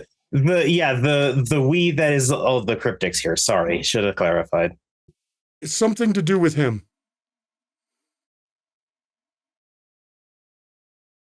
Carcer just straight up looks over at Nabas, makes eye contact, and gives a very distinct look of that's not good. Yeah, she'll use the telepathic link to be like, sounds like we need to talk to the head here. She's close with him. Should we be worried that he just invoked his name? I got 2 on a legacy roll. We didn't invoke anything. You know, you've heard that name before, but not... You've heard it, Erzeth, in another way. He created something at the end of the war, an artifact of some kind. It was designed to help you find whatever you desired.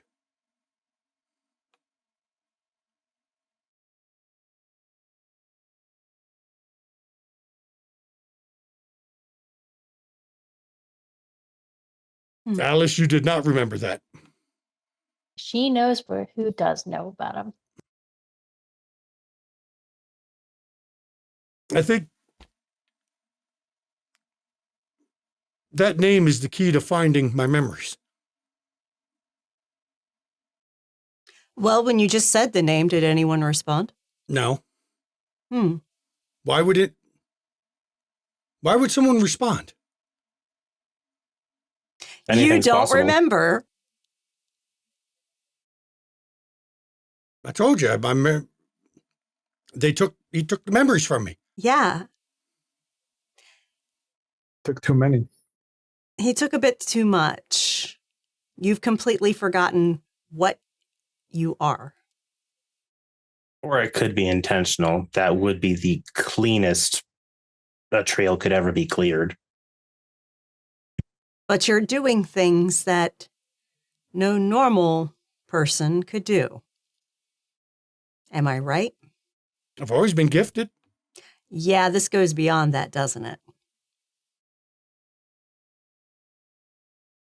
I mean, the word thing is kind of weird that I suddenly remember. But it makes good art. Mm-hmm. Draws attention to you too. Does draw attention Well, to yeah, it. everyone talks about one eye's tags. Tag everything. Yeah. Shanky? Yeah. You answered me a couple episodes ago about if we can still remember the script for like the angelic holy language and all that stuff. You can. Can we still write it? Like out? Yeah.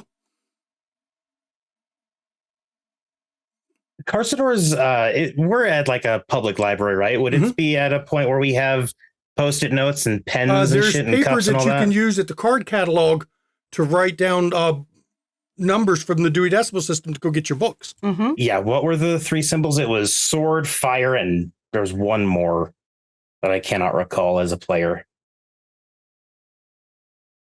You said that the graffiti gave gibberish, and it was sword, fire, and something else. Was it Michael? Mm-hmm. Yes. Yeah. So Carsador is going to scroll those specific terms in the language down onto the paper. And so everyone just has a visual representation for it. Do you show it to him? Mm-hmm. Mm-hmm. Michael's sword, fire. What about it? There's shots for that. If you get fire in your sword. Not that kind of sword. One moment. I'm going to put one more that we didn't see just to test something. And I'm going to put the one for stone. Stone?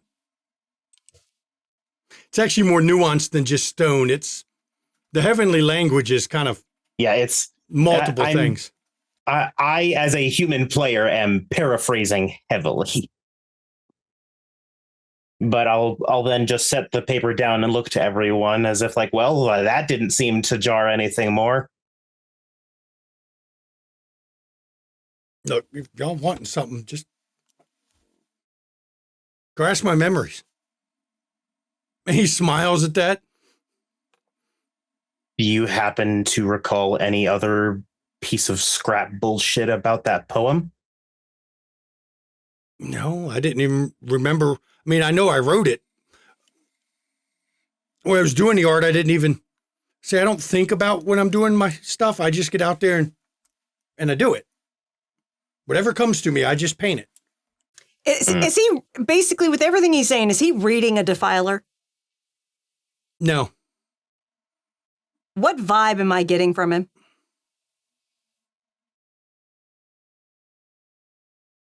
Don't know. It's kind of... I would like to do Find the Faithful on him. Okay. It almost seems like he's heavily generic to the point of it being like easy to overlook him. And I'm trying to think of what house could pull that off aside from maybe Fiends. I don't know. I mean, a large part of that's probably the lack of memory. Also true. Probably But most of his uniqueness has been stripped away. Can Drew Lyriel kind of scan the rest of the library? See if there's anybody else like us here? That'll be perception awareness. What are you trying to find? Because Find a Faithful lets you locate an individual. Not just that. Hang on.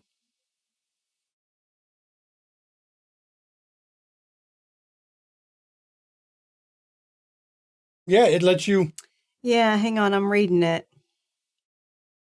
Yeah, no, never mind.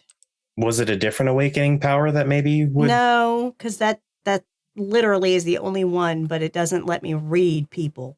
I don't have anything that lets me read people. Well, I'll let you try to use medicine perception. Again? Yeah, you're delving with your supernatural powers. You know, I'm always flexible with, you know, you're a medical or you're, you know, a nurse that... 4 successes. 4 successes? I can't seem to get more than 4 tonight. There's a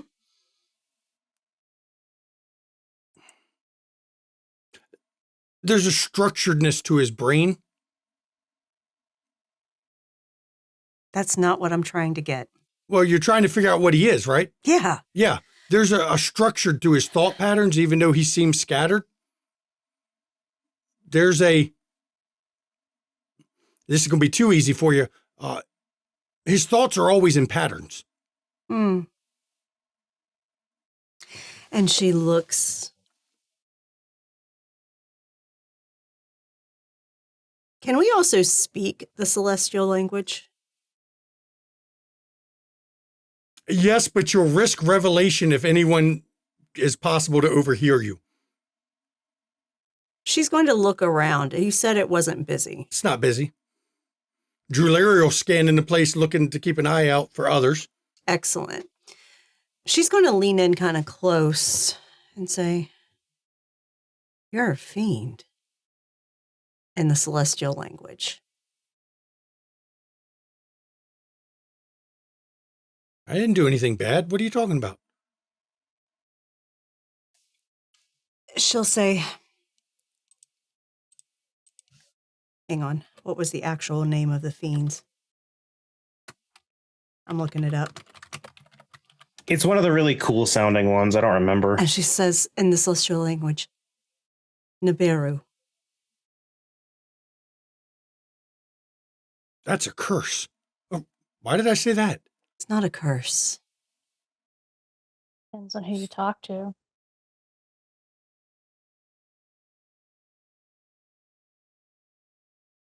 It's what you are. That's the house you're in. That is what you were created into.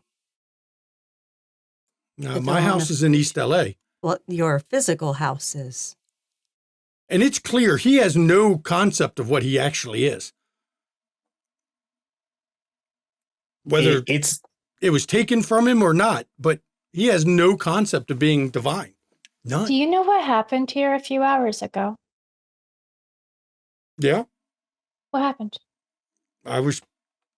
Before you got here, I mean. what was happening here or what I was doing? No, was what happening happened here? here? No. I figured the library'd be here. It's always open. So I always Do come here. you have the ability to make things appear, No, control light? only with my spray cans. Never had random light appear? What about inclinations about the future when the cops would come? Oh no, we always watching for the cops. D-Boy always tells me keep an eye on the corner when the cops are coming. You're ever able to just be where you need to be? No. This is kind of getting weird. Yeah, it is. It's really weird that you chose to have memories removed to the extent that you have forgotten everything you are.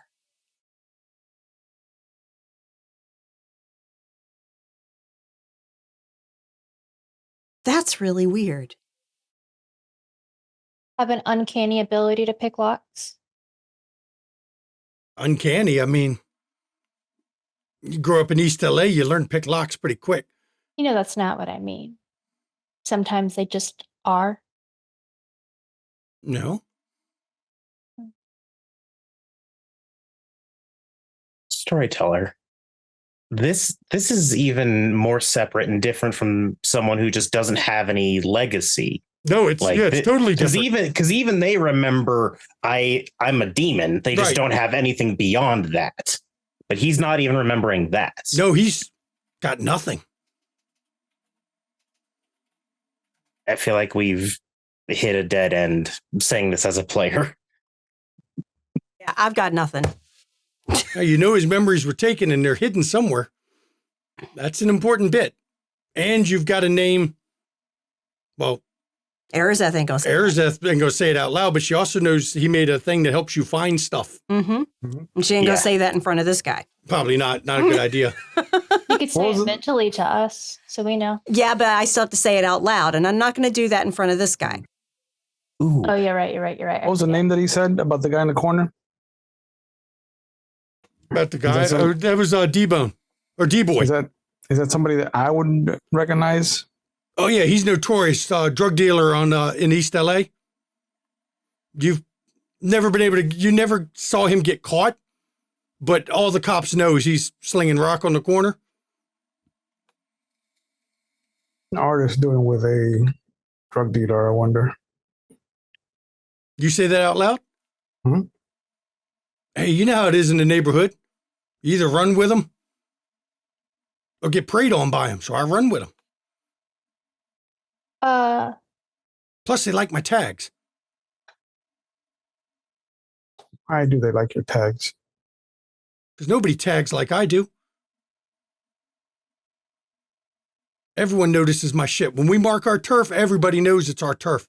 Because that's One Eye's tag up there. I got a style, man. I'm a legend on the streets. Sure. What was the gang that shot up Alice's car? We talked about it. That was the 8 Trey Crips. She'll ask about them.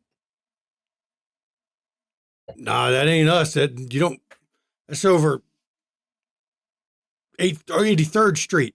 That's not Got it. us. Alice is going to do two things then. First, she's going to do the illusion, the 4th level lure of light, to basically she's just going to make someone like walk amongst the shelves. The main thing that she's trying to do with this, so like what it is, the illusion matters less. I'll show her the cause, but more if he can sense the power that comes behind it. So I'll roll for that. I guess this is improv. Go ahead. Right, because illusions don't work on us. Yeah, but it's also like if he would just sense the power, period, since it's a 4th level lure of light. So it's high. Arizeth used a 3rd level in front of him and he didn't even bat an eye. Yeah. But you go ahead, roll your roll. You put the illusion. I mean, actually, no, that's a failure. It doesn't happen at all. You can roll again. You didn't get a botch. As long as you don't get a botch, if you get a botch, you lose a faith point. But you're free to roll it again immediately. Sure. There's the beauty of this, by the way. Unless you botch, you don't lose anything. Well, it still costs. Well, it costs you one faith to do it, but yeah, faith comes back easy in this game. I'll use a faith to make it to make sure it happens. Okay. Yeah. Oh, and he's like difficulty 6 and improv. Good thing. 2 successes. So you make it move. He doesn't seem to notice it. But unfortunately, a couple other people in the place do. And they scream. It's just a normal person walking amongst the shelves. Like. It's still revelation. There. You've invoked the lures, and there are mortals around. That gets quite a stir in the place. There's 3 different people that were browsing on the other side of the bookcases. They saw it through the bookcases. Arizeth just looks at them and like with a cocked eyebrow, like, what the hell's wrong with you? And they're panicking, screaming, running out the door. I mean, it's causing a stir in the whole place. Drew, you've been watching the place, and when that happens, somebody that was not seeming to pay attention immediately got up from the table he was at and walked back to the bathroom.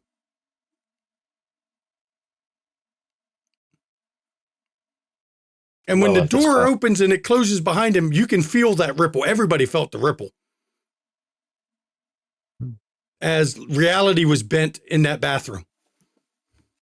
Because as we know, bathrooms are the place to go in this chronicle. Yeah. But did I sense anything about him before that? No. Nothing at all. Not using any lures. He wasn't using anything. He was just sitting there reading a book. But you sure sensed it when he went through the bathroom. Yeah. I kind of muttered him about, we got a problem. Bathroom. And really Arizeth just says, left? Yeah. Gone. Poof. She's going to look to One Eye and say, yeah, I think you need to get up and go. I mean, I better get out of here before the cops show up. They're fucking screaming and I'm holding. Mm-hmm. Let's get out of here. Alice is going to sense congruence on 2 different things, so I'll have it twice. Okay. Once is One Eye himself, and then the next is the sword. What about One Eye, and what about the sword? Yeah. So One Eye's safety. Okay. And next steps to find the sword. Okay. We'll do One Eye first. Okay. While she's doing that, could I do a wits awareness about checking for people aside from us using demon cell phone? Sure. It's a lot harder difficulty. Difficulty's 9 on that, but That's fine. I just want to check. okay. The first one was on one eye, right? Yep. For the next 5 days, his safety's fine. Okay. Cool. I'll let Drew know. Like, hey, he's okay. Nothing. Doesn't look like anything's gonna happen. Now roll for your sword. I will use a faith for non-max because that's on this one. Does intuition with specialty apply? 3. Sure. Okay. You got 2 on that one? 3, because I used a faith. Use the faith. Okay, so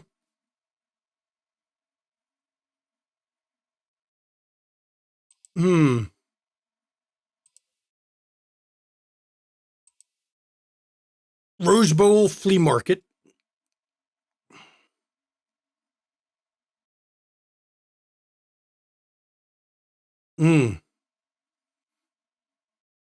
There's a guy there looking for something that was stolen from him.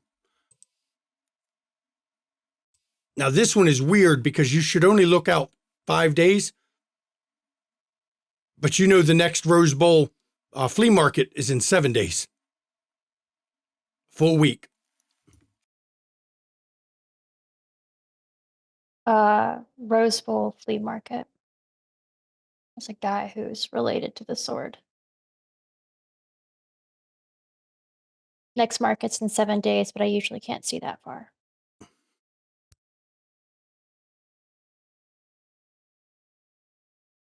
For now, should we help our new acquaintance get somewhere secluded? Oh, he's already left. He's already Yeah, took he's off and good. bolted. He's holding, man. He don't want people screaming, running out of here. He don't want the cops to show up. He's got fucking drugs on him.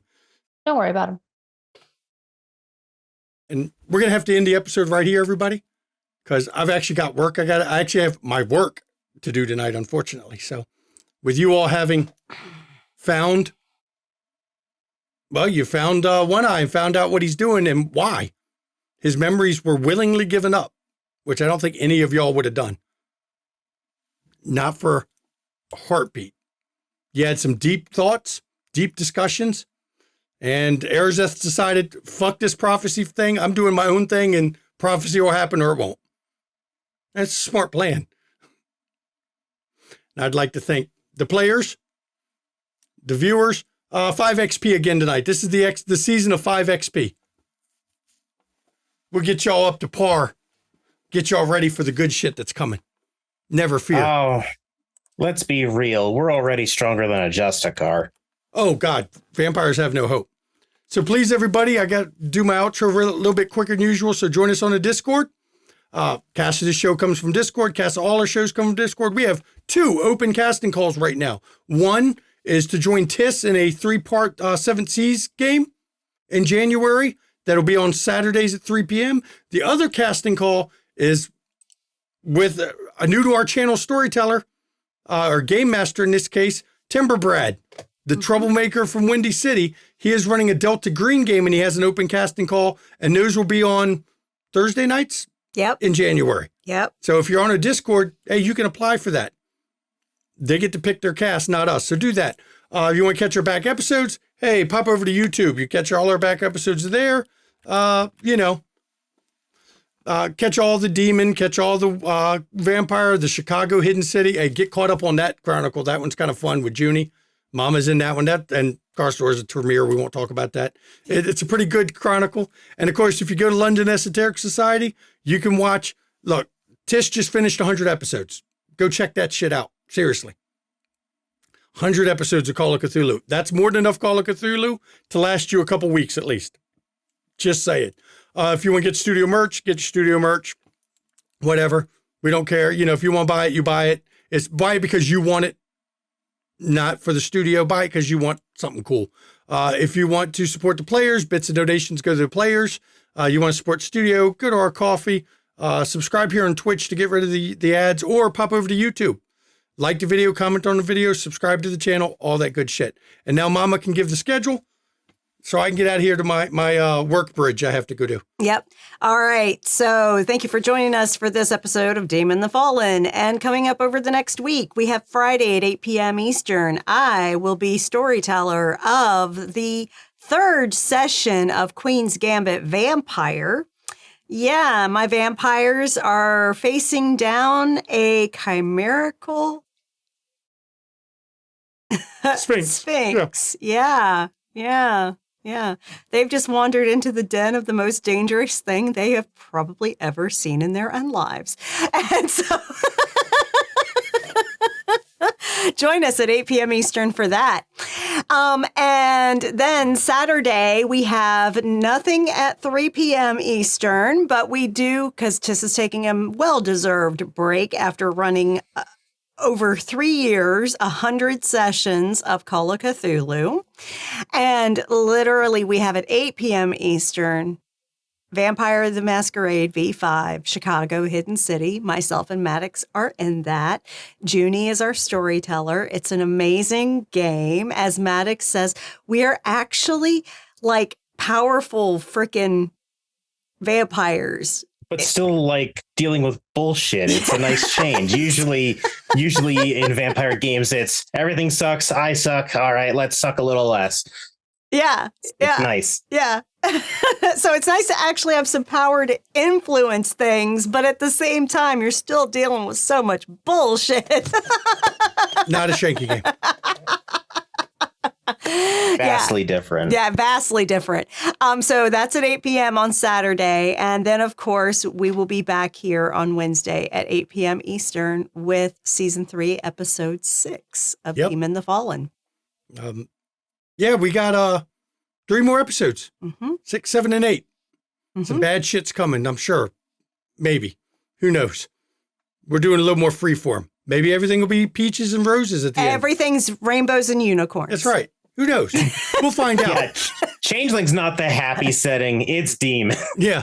Demon's a happy setting. And as always, everybody, mental health, it's not a joke. It's not a laughing matter. I want you to take mental health seriously. Take the mental health of yourself and others. Please check in on those around you. Make sure they're okay. And if you suffer from mental health issues, I do want you to reach out to your own support network. But I feel a lot of people don't feel comfortable doing that. So in text or in chat, there's a list of numbers you can call or text 24 hours a day, 7 days a week.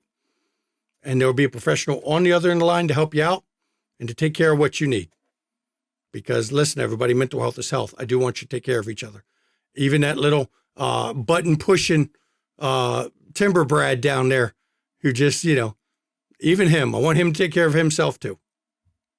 So please take care of yourselves. And now Mama McStabber can give her part of the outro so that I can get off here and actually work until probably like 2 or 3 a.m., unfortunately. Get your shots, drink your water, take your meds, take care of yourselves, get your fucking checkups and your physicals and shit done. If you're due for special tests and the other vaccines, get them fucking done while we can because, certain cabinet picks, if they get confirmed, may just make healthcare a fucking nightmare, even more so than it already is. So make sure you get shit done. And also, if you voted for the fascist or you voted third party as a protest or you abstained from voting and had the capability to vote in the U.S. election, fuck off. I have no tolerance for you or your type. When prices jump, it's your motherfucking fault. It's your motherfucking fault. When the economy crashes, it's your motherfucking fault. When deportations happen, that's your motherfucking fault. When rights are taken away, that's your motherfucking fault. Mm-hmm. Yeah. So, said with absolute disdain. Yep. Have a good night, y'all. Good night, everybody.